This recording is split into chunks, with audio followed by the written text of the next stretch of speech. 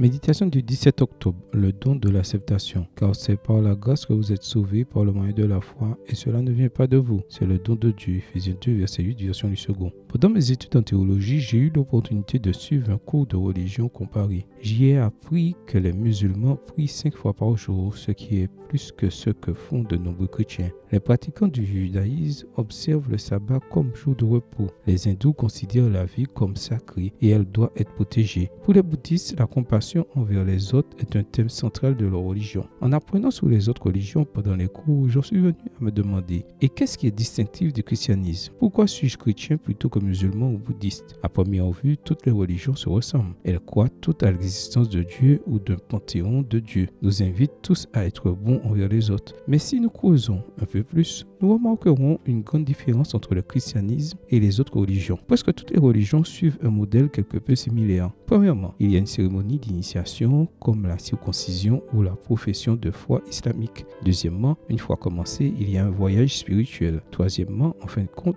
pour recevoir la récompense et entrer au paradis, il faut passer par une épreuve qui détermine l'éligibilité de la personne. Apparemment, le christianisme correspond parfaitement à cette description. Et si je te dis que ce n'est pas le cas? Dans toutes les religions, l'acceptation vient à la fin après avoir passé par le jugement. Mais dans le christianisme, nous sommes acceptés par Dieu dès l'instant où nous croyons en Jésus-Christ. Voir Jean 5, verset 24. Vu sous cet angle, le christianisme n'est même pas une religion, c'est une relation et les relations ne sont pas basées sur des œuvres, mais sur l'acceptation. Or, les œuvres sont importantes, mais elles ne nous aident pas à ce que Dieu nous aime et nous accepte. Nous pratiquons de bonnes œuvres non pas pour gagner l'acceptation de Dieu, mais parce que nous avons déjà été acceptés en son bien-aimé.